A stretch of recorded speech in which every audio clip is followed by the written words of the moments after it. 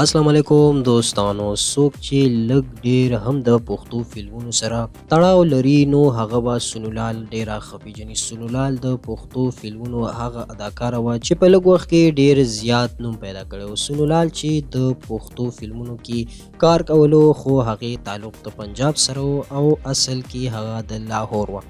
نو راځئ دوستانو د هغې په پن او په ژوند خبرې کوو چې هغوی دغه پن ولې پرېښودو او اوس ژوند یې څنګه تیریږي او دغه پن کې ورته څه ستونزې راغلي وي.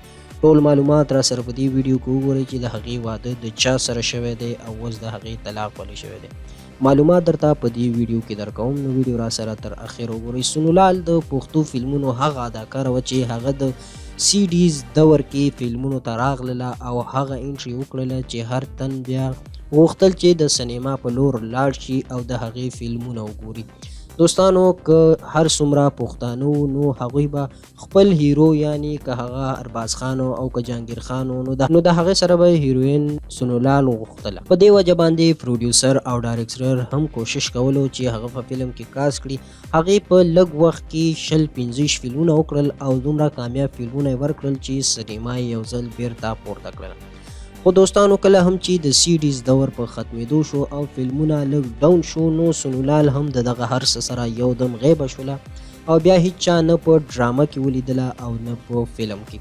دوستانو په 2016-17 کې چې کله هم د سی ډیز زوال راغی او فلمونه قتل خلکو پرېښودل ځکه چې یو داسې دور راغی چې هر څه آنلاین شو او په موبایل به خلکو دغه ډرامې او فلمونه کتلې او خپلې به یې جوړولې. نو د دغه سی ډیز ډرامو او فلمونو نه د خلکو ذهن واوښتو نو په دغه وجه باندې سنولال هم غیبه شو.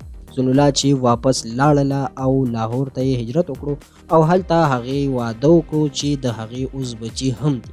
سنولال چې همدا اوس په یوټیوب او په ټیک ټاک باندې خپل اکاونټ چلوي او هغه د خپل زندګۍ ټول حال احوال په دغه ویډیوګانو کې اچوي چې د سنولال خپل چینل دی، د هغې واده شوی دی، د هغې بچي هم دي او دغه فیلډ یې پرېښی دی.